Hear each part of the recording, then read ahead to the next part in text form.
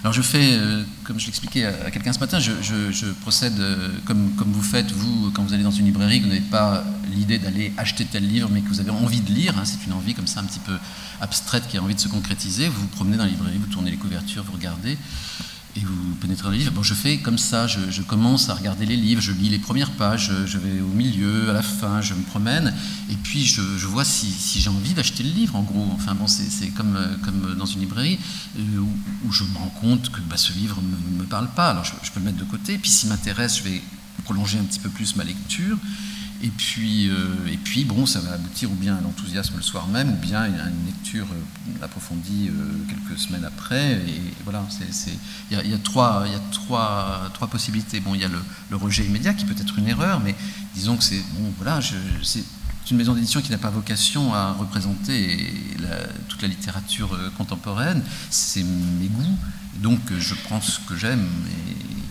Et bon, et parfois, il m'est arrivé de me tromper et de le regretter amèrement parce que je n'avais pas su voir dans un livre. Bon, c'est très subjectif, c'est très.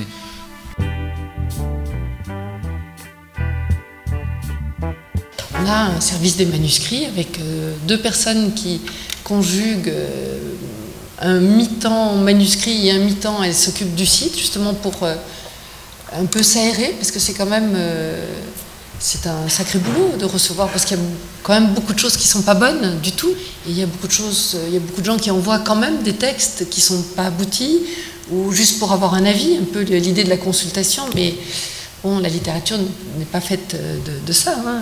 Il y a beaucoup de textes de ce qu'on pourrait appeler des écrivains qui pensent qu'il suffit d'avoir une idée ou une envie, et non.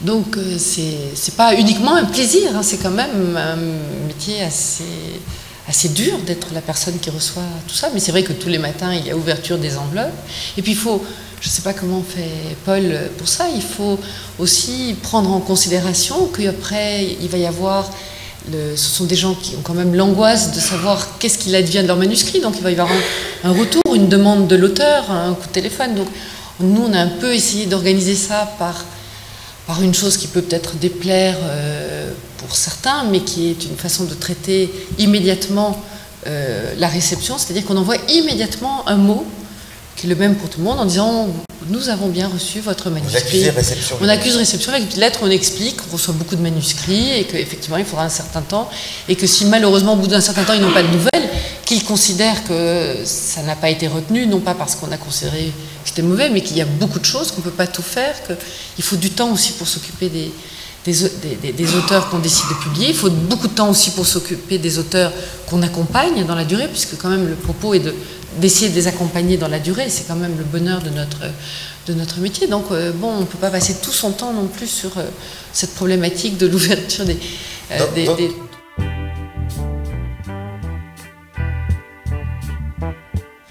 C'est complexe, il y a, pour les gens qui ne connaissent pas, il y a... Oui, ben justement, décrivons un peu ce site, comment il est conçu.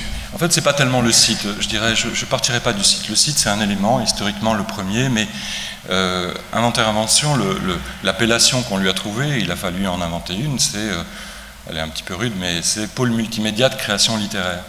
Parce qu'en fait, il s'agit simplement de rassembler 4 activités principales qui sont toutes au service de la création littéraire contemporaine.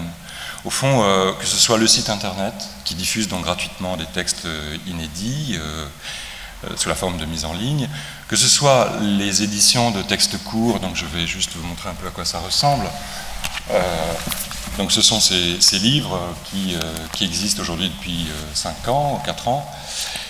Format extrêmement court, la plupart des textes ont en moyenne, la moyenne est de 40-50 pages, donc il en existe 38 titres, on en publie une dizaine par an, donc ça c'est vraiment la deuxième activité principale, je dirais, et peut-être la plus excitante. Qui sont parus sur le site. Qui sont tout à fait consultables en permanence et gratuitement sur le site internet, que l'on peut imprimer chez soi, mais que l'on peut aussi acheter dans le réseau de librairies que l'on a constitué, voilà, ou même sur le site internet, puisqu'il est possible de les commander en ligne également.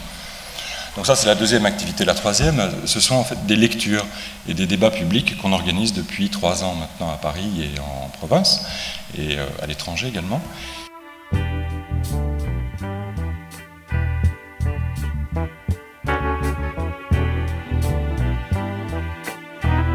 Donc effectivement, l'idée est là au départ. Quand on est libraire, d'abord on doit pouvoir conseiller, et puis on ne doit pas seulement pouvoir conseiller que les livres qu'on aime, on doit pouvoir répondre à une demande spécifique.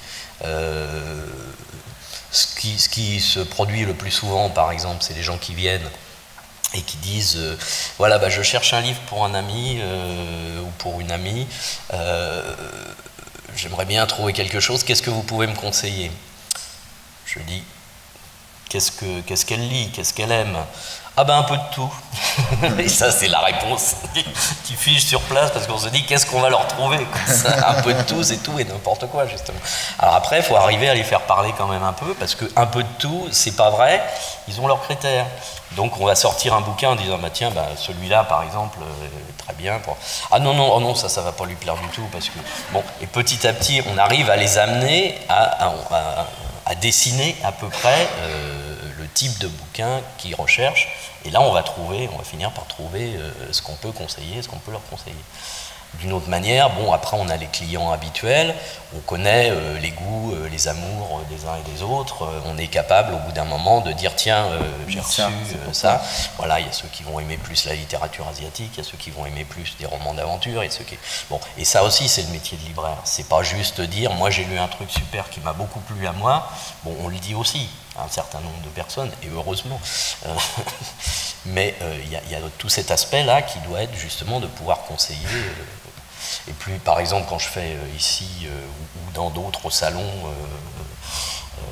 des présentations de livres, je m'efforce de les lire avant, pas forcément tous, mais d'avoir un aperçu suffisant de chaque auteur pour être capable effectivement de dire, quand on me demande après, à votre avis, je ne connais pas du tout cet auteur, qu'est-ce que je devrais lire en priorité, qu'est-ce qui vous semble le plus important ou le plus intéressant chez lui, pouvoir dire c'est celui-là, voilà. Bon.